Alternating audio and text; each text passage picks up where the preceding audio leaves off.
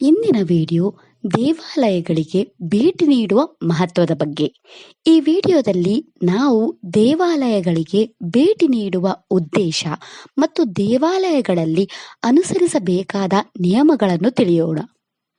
ದೇವಾಲಯದ ಬಗ್ಗೆ ಎಲ್ಲವನ್ನು ತಿಳಿದುಕೊಳ್ಳಲು ಈ ಪೂರ್ಣ ವಿಡಿಯೋವನ್ನು ವೀಕ್ಷಿಸಿ.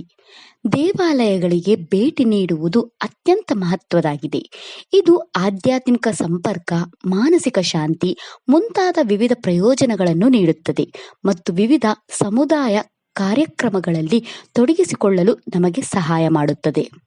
ಎಲ್ಲ ದೇವಾಲಯಗಳು ಪೂಜಾ ಸ್ಥಳವಾಗಿ, ಸಾಂಸ್ಕೃತಿಕ ಸಂರಕ್ಷಣೆಯ ಮೂಲವಾಗಿ ಮತ್ತು ಸಮುದಾಯ ಚಟುವಟಿಕೆಗಳ ಕೇಂದ್ರವಾಗಿ ಕಾರ್ಯನಿರ್ವಹಿಸುತ್ತವೆ. ದೇವಾಲಯವೆಂದರೆ ಕೇವಲ ಭಗವಂತನ ಮೂರ್ತಿಯನ್ನು ಪ್ರತಿಷ್ಠಾಪಿಸುವ ಸ್ಥಳವಲ್ಲ, ಅಲ್ಲಿ ದೇವರು ಅವತರಿಸಿದ ವಿಗ್ರಹ ಅಥವಾ ಪ್ರತಿಮೆಯ ರೂಪದಲ್ಲಿ ಅವತರಿಸುವ ಸ್ಥಳ. ದೇವಾಲಯವು ಅನಂತ ಶಕ್ತಿ ಮತ್ತು ಜ್ಞಾನದ ಸ್ಥಳವಾಗಿದೆ. ದೇವಾಲಯಗಳಿಗೆ ಭೇಟಿ ನೀಡುವ ಪ್ರಾಮುಖ್ಯತೆ, ದೇವಾಲಯದ ವಾಸ್ತುಶಿಲ್ಪಕಲೆ ಮತ್ತು ದೇವಾಲಯದ ಆಚರಣೆಗಳ ಬಗ್ಗೆ ಹೇಳುವ ಅನೇಕ ಗ್ರಂಥಗಳಿವೆ. ದೇವಾಲಯಗಳು ಮತ್ತು ಗರ್ಭಗುಡಿಯ ಶಿಲ್ಪಕಲೆ ಅಥವಾ ಕೆತ್ತನೆಯು ಧರ್ಮ ಗ್ರಂಥಗಳಲ್ಲಿ ನೀಡಲಾದ ಮಾರ್ಗಸೂಚಿಗಳನ್ನು ಅನುಸರಿಸುತ್ತದೆ. ದೇವಾಲಯದ ಆಚರಣೆಗಳಲ್ಲಿ ಪರಿಣಿತ ಹೊಂದಿರುವ ವಿದ್ವಾಂಸರು, ಪಂಡಿತರು ಮೊದಲು ದೇವಾಲಯ ನಿರ್ಮಾಣ ಮತ್ತು ದೇವರ ಮೂರ್ತಿಯನ್ನು ಸ್ಥಾಪಿಸಲು ಸೂಕ್ತವಾದ ಸ್ಥಳವನ್ನು ಆಯ್ಕೆ ಮಾಡುತ್ತಾರೆ. ಅವರು ಧರ್ಮಗ್ರಂಥಗಳು ಮತ್ತು ಶಾಸ್ತ್ರಗಳಲ್ಲಿ ಸೂಚಿಸಲಾದ ಹಲವಾರು ನಿಯಮಗಳನ್ನು ಅನುಸರಿಸುತ್ತಾರೆ. ಗುರುತ್ವಾಕರ್ಷಣ ಶಕ್ತಿಗಳು ಹೇರಳವಾಗಿರುವ ಸ್ಥಳದಲ್ಲಿ ದೇವಾಲಯ ನಿರ್ಮಾಣಕ್ಕಾಗಿ ಅವರು ಅಂತಹ ಸ್ಥಳವನ್ನು ಆಯ್ಕೆ ಮಾಡುತ್ತಾರೆ. ಗುರುತ್ವಾಕರ್ಷಣೆಯ ಸ್ಥಳದಲ್ಲಿ ಅವರು ಭಗವಂತನ ಮೂರ್ತಿ ಮತ್ತು ತಾಮ್ರದ ಯಂತ್ರಗಳನ್ನು ಸ್ಥಾಪಿಸುತ್ತಾರೆ. ತಾಮ್ರದ ಲೋಹವು ಗುರುತ್ವಾಕರ್ಷಣ ಶಕ್ತಿಯನ್ನು ಹೀರಿಕೊಳ್ಳುತ್ತದೆ ಮತ್ತು ಸ್ಥಳದಾದ್ಯಂತ ಹರಡುತ್ತದೆ. ತಾಮ್ರ ಯಂತ್ರದಿಂದ ಹರಡುವ ಈ ಶಕ್ತಿಶಾಲಿ ಅಲೆಗಳು ಭಕ್ತರು ದೇವಾಲಯದ ಸುತ್ತಲೂ ಪ್ರದಕ್ಷಿಣೆ ಹಾಕಿದಾಗ ಅವರ ದೇಹವನ್ನು ಪ್ರವೇಶಿಸುತ್ತವೆ. ದೇವಾಲಯಗಳಿಗೆ ಆಗಾಗ್ಗೆ ಭೇಟಿ ನೀಡುವ ಭಕ್ತರಲ್ಲಿ ಗಮನಾರ್ಹ ಬದಲಾವಣೆಗೆ ಇದು ಒಂದು ಕಾರಣವಾಗಿದೆ. ಇದರ ಜೊತೆಗೆ ಪುರೋಹಿತರು ಶ್ಲೋಕಗಳನ್ನು ಪಠಿಸುವಾಗ ಸೃಷ್ಟಿಯಾಗುವ ಶಕ್ತಿ ತರಂಗಗಳು ಭಕ್ತರಲ್ಲಿ ಸಕಾರಾತ್ಮಕ ಶಕ್ತಿಯನ್ನು ತುಂಬುತ್ತವೆ. ದೇವಾಲಯಗಳಿಗೆ ಆಗಾಗ್ಗೆ ಭೇಟಿ ನೀಡಿದಾಗ ಭಕ್ತರು ಉತ್ಸುಕರಾಗಿರುತ್ತಾರೆ.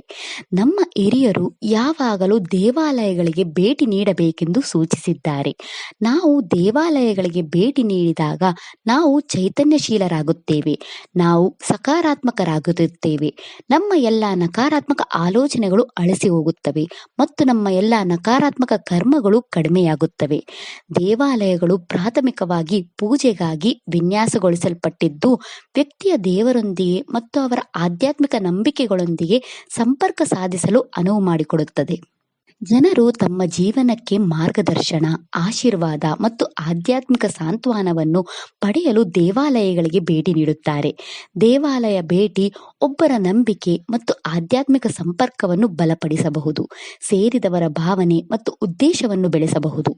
ದೇವಾಲಯಗಳ ಪ್ರಶಾಂತ ವಾತಾವರಣವು ನಮ್ಮ ಜೀವನದ ಒತ್ತಡಗಳಿಂದ ನಮ್ಮನ್ನು ಮುಕ್ತಗೊಳಿಸುತ್ತದೆ ಮತ್ತು ಶಾಂತತೆಯ ಭಾವನೆಯನ್ನು ಉತ್ತೇಜಿಸುತ್ತದೆ.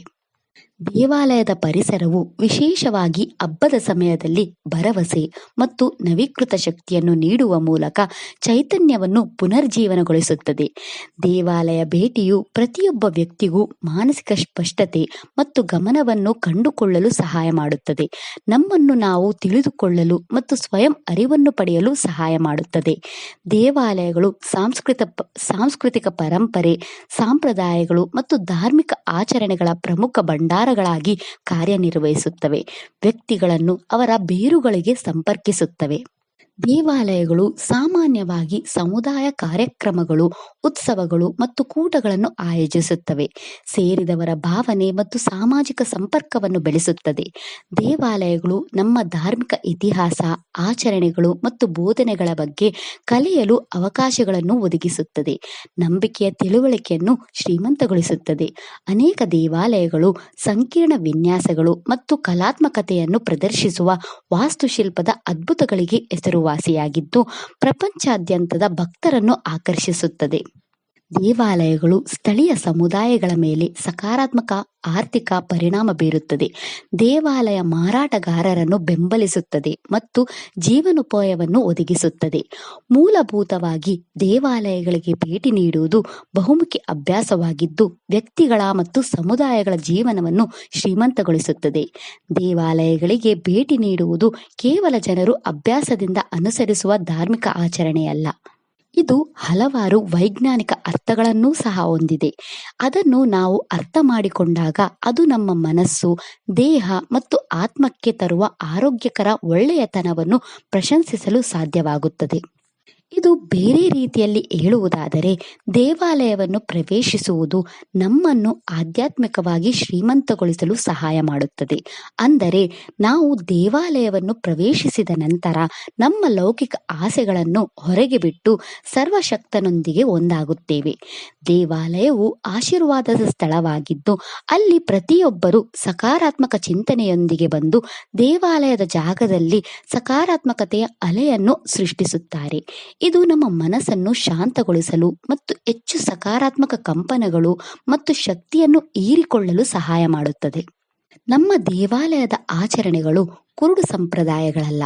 ಪ್ರತಿಯೊಂದು ಆಚರಣೆಯು ಅದರ ಹಿಂದೆ ಸಾಂಕೇತಿಕ ಮತ್ತು ವೈಜ್ಞಾನಿಕ ಉದ್ದೇಶವನ್ನು ಹೊಂದಿದೆ ಎಂಬುದು ಸ್ಪಷ್ಟವಾಗಿದೆ.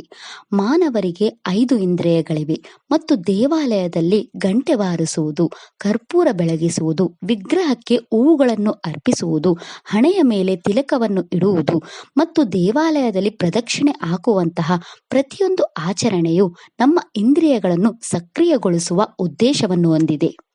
ಈ ಇಂದ್ರಿಯಗಳು ಸಕ್ರಿಯಗೊಂಡ ನಂತರ ಮಾನವ ದೇಹವು ದೇವಾಲಯಗಳಲ್ಲಿ ಉತ್ಪತ್ತಿಯಾಗುವ ಸಕಾರಾತ್ಮಕ ಶಕ್ತಿಯನ್ನು ಅತ್ಯುತ್ತಮ ಮಟ್ಟಕ್ಕೆ ಹೀರಿಕೊಳ್ಳಬಹುದು. ದೇವಾಲಯದ ಜಾಗಗಳು ಕಾಂತೀಯ ಮತ್ತು ವಿದ್ಯುತ್ ಕ್ಷೇತ್ರಗಳ ಶುದ್ಧ ಕಂಪನಗಳಿಂದ ಸಮೃದ್ಧವಾಗಿವೆ. ದೇವಾಲಯದ ಮಹಡಿಗಳು ಸಕಾರಾತ್ಮಕ ಶಕ್ತಿಯನ್ನು ಹೀರಿಕೊಳ್ಳುವ ಉತ್ತಮ ವಾಹಕಗಳಾಗಿವೆ. ದೇವಾಲಯದ ಮಹಡಿಗಳಲ್ಲಿ ಬರಿಗಾಲಿನಲ್ಲಿ ನಡೆಯುವುದರಿಂದ ಶಕ್ತಿಯು ನಿಮ್ಮ ದೇಹದ ಮೂಲಕ ಹಾದು ಹೋಗಲು ಸಹಾಯ ಮಾಡುತ್ತದೆ. ಇದು ನಿಮ್ಮ ಅಹಂಕಾರವನ್ನು ಬಿಟ್ಟು ಬಿಡುವುದು